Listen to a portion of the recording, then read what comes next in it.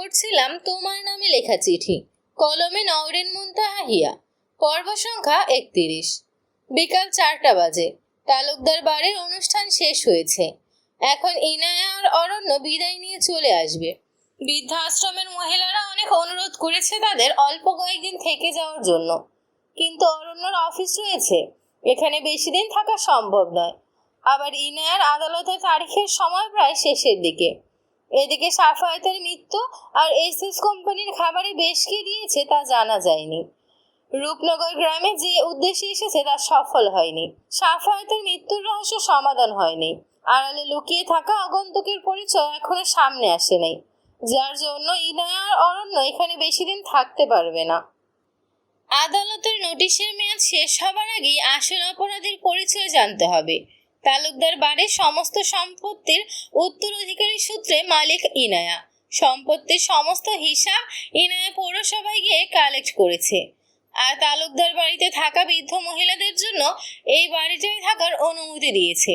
বৃদ্ধ মহিলারা সকলে ইনায়ার অরণ্যকে বিদায় দেয়।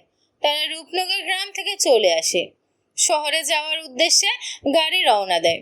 এখন রাস্তায় ট্রেনের মধ্যে অবস্থান করছে ইনায়ার অরণ্য। অন্যদিকে ইভান চৌধুরী বাড়িতে ফিরে এসেছে। প্রভা আর ইভান একসাথে এসেছে।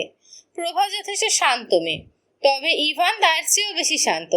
প্রয়োজন ছাড়া কথা বলা ইভানের পছন্দ নয়। প্রভা যথেষ্ট কর্মঠ আর পরিশ্রমী মেয়ে। বিজনেসের বিষয়ে তার বেশ ভালোই অভিজ্ঞতা রয়েছে। বিদেশ থেকে বিজনেসের উপর স্টাডি করে এসেছে। রাত 9টা। অরণ্যর গাড়ি এসে থামে তার বাড়ির সামনে। ট্রেন থেকে নেমে গাড়িতে উঠে বসে ইনায়া আর অরণ্য। রূপনগর গ্রাম থেকে শহরের রাস্তা অনেক, যার জন্য রাত 9টা বেজে গেছে। ইনায়া গাড়ির মধ্যেই ঘুমিয়ে পড়েছে।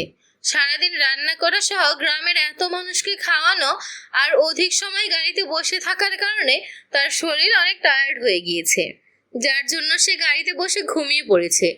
অরণ্য গাড়িতে বসে সারা রাস্তা ইনায়ের ঘুমন্ত মুখ দেখে কাটিয়ে দিয়েছে।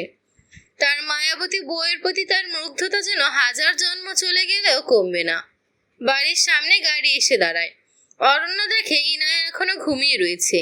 অরণ্যর ইচ্ছে করে না ইনায়াকে ডাক দিতে, কিন্তু বাড়ির ভিতরে যেতে হবে, যার জন্য অরণ্য শান্ত স্বরে ডাক দেয়, ইনায়া, ইনায়া। অরণ্যর ডাক শুনে ইনায়ের ঘুম অল্প ভেঙে যায়, তবে সে চোখ খুলে তাকায় না, শুধু একটু নড়ে চড়ে আবার ঘুমিয়ে পড়ে। অরণ্য বুঝতে পারে তার বউ গভীর ঘুমে তলিয়ে গেছে। অরণ্য মুচকি হাসি দেয়, এরপর আলতো করে ইনায়াকে কোলে তুলে নেয়। ইনায়া অরণ্যর বুকে গুটিসুটি হয়ে ঘুমিয়ে রয়েছে। অরণ্য ঘুমন্ত ইনায়াকে নিয়ে বাড়ির ভিতরে প্রবেশ করে। সিঁড়ি দিয়ে উপরে চলে যায়। নিজের রুমে গিয়ে বিছানায় ইনায়াকে শুইয়ে দেয়। এরপর সে ওয়াশরুমে গিয়ে ফ্রেশ হতে চলে যায়। ওয়াশরুম থেকে ফ্রেশ হয়ে এসে সে রুমের বাহিরে চলে যায়। ইনায়া বিছানায় ঘুমিয়ে রয়েছে। চৌধুরী বাড়িতে সকলে রাতের খাওয়া দাওয়ার জন্য রেডি হয়, কিন্তু ইভান আর প্রভা তাদের রুমে বসে আছে। প্রভা অফিসের একটা ফাইল চেক করছে। কাল নতুন ব্র্যান্ডের সাথে চুক্তি হবে চৌধুরী কোম্পানির, তবে ফাইলের কিছু বিষয় প্রভা বুঝতে পারছে না, যার জন্য সে ইভানের থেকে সাহায্য নেওয়ার চিন্তা করে। ইভান নিজের রুমে বসে অফিসের কাজ করছে। বর্তমানে তার সারাদিন শুধু অফিস আর ফাইল নিয়েই কেটে যায়। পৃথিবীর সমস্ত সুখ, আনন্দ, বেদনা তার কাছে এখন তুচ্ছ মরীচিকার নেয়। এই মিথ্যা মায়ের বেড়াজালে নিজেকে জড়িয়ে যে কষ্ট তার হচ্ছে, হয়তো তা থেকে মুক্তি পাওয়ার কোনো উপায় নেই। বর্তমানে নিজেকে পৃথিবীর সবচেয়ে অসহায় ব্যক্তি মনে হয় ইভানের। সে নিজের দোষে নিজের মায়ের ভালোবাসা হারিয়েছে। জেদ বা ইগোর কারণে তার ভালোবাসাকে অন্য একজনের হাতে তুলে দিয়েছে, আর এখন শুধু অফিসের দায়িত্ব পালন করে যাচ্ছে।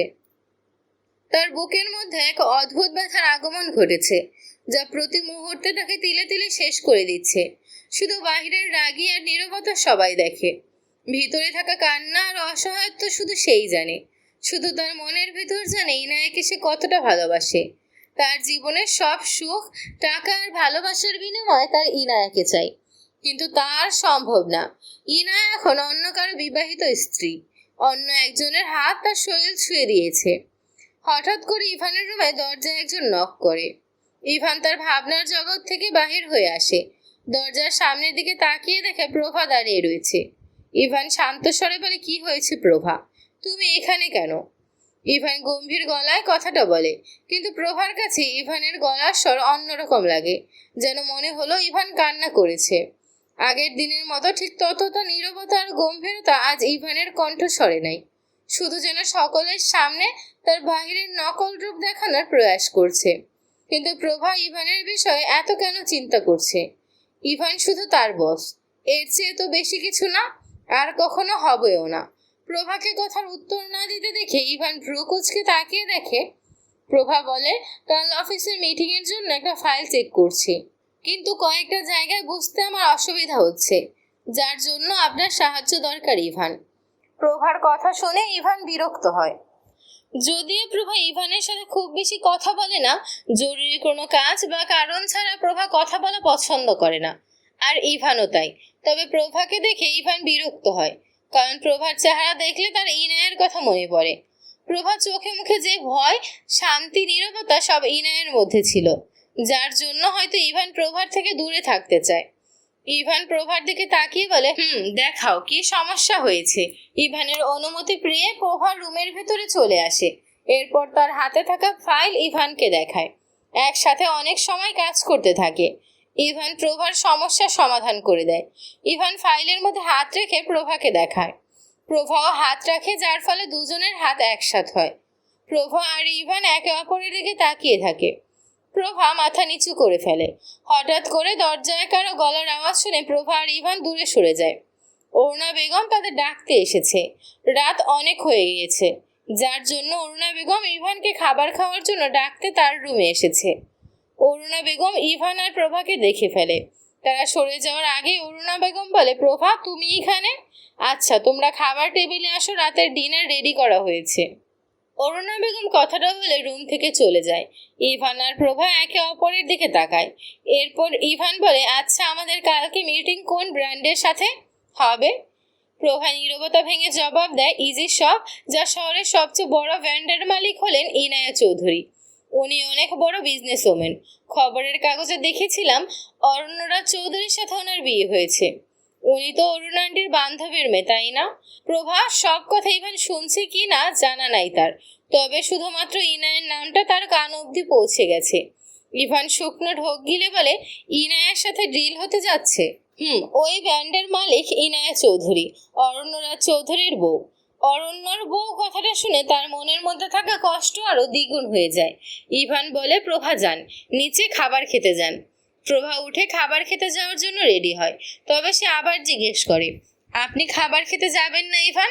না, আজ আর খিদে নেই আমার। প্রভা আর কথা না বলে ইভানের রুম থেকে বের হয়ে যায়। ইভান বিছানায় গিয়ে লম্বা হয়ে শুয়ে পড়ে। তার হৃদয় থেকে শুধু একটা শব্দ বারবার হাজারবার উচ্চারণ হচ্ছে, কাল তার ইনায়ের সাথে দেখা হবে। প্রায় কতদিন পর ইনায়ের সাথে দেখা করবে সে। অন্যদিকে রাত 10টার সময় অরণ্য ছাদের উপর দাঁড়িয়ে রয়েছে, আকাশ দেখে যাচ্ছে। তার মন আজ বড্ড ভালো। ইনায়া যবে থেকে তার জীবনে এসেছে, কেমন যেন সুখ ফিরে পেয়েছে জীবনে। হারানো সকল সুখের শূন্য স্থান পূরণ হয়ে গিয়েছে ইনায়ার আগমনে। অরণ্যর ভাবনার মাঝে হঠাৎ করে তার পিছন থেকে কেউ একজন ডাক দেয়।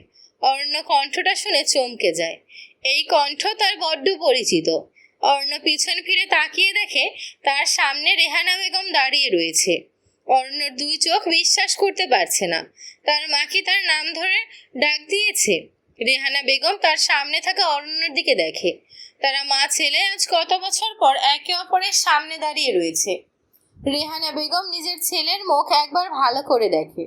তার ইচ্ছে করছে তার ছেলের মাথায় হাত বুলিয়ে দিতে। রেহানা বেগম বলে, অরণ্য। রেহানা বেগমের মুখে অরণ্য ডাকটা শুনে অরণ্যর চোখে পানি জমে। তার মা তাকে নাম ধরে ডেকেছে। অরণ্যর মনে হচ্ছে সে এখন পৃথিবীর সবচেয়ে সুখী মানুষ। যে মা তার সামনে কখনো আসে না, সে আজ তার নিজে এসে তাকে ডাকছে। অরণ্য বলে, আম্মু। অরণ্যর মুখে আম্মু ডাকটা শুনে রেহানা বেগম হৃদয় শান্তির প্রণয় বয়ে যায়। অরণ্যর চোখ দেখে বোঝা যাচ্ছে সে কতটা খুশি হয়েছে রেহানা বেগমের মুখে তার নাম শুনে। রেহানা বেগম নিজের মনকে শক্ত করে অরণ্য করা অন্যায় সে কখনো ভুলে যেতে পারে না। রেহানা বেগম বলে, অরণ্য, তোমার সাথে কথা আছে আমার। অরণ্য বলে, আম্মু, বলো কি কথা আছে? কোনো সমস্যা হয়েছে কি? কি হয়েছে শুধু একবার বলো। রেহানা বেগম বলে, তুমি ইনায়াকে কেন বিয়ে করেছো অরণ্য? শুধু কি ইভান চৌধুরীর থেকে প্রতিশোধ নিতে, না তোমার কোনো পরিকল্পনা রয়েছে? অরণ্য জানে রেহানা বেগম তাকে খুব ভালো করেই চিনে। অরণ্য হাসি মুখে বলে, যদি বলি ইনায়াকে ভালোবাসি, অসম্ভব। আর যদি বলি আমার নোংরা খেলার একটা গুটি ইনায়া, তখন কি বলবে আম্মু? কথাটা বিশ্বাসযোগ্য।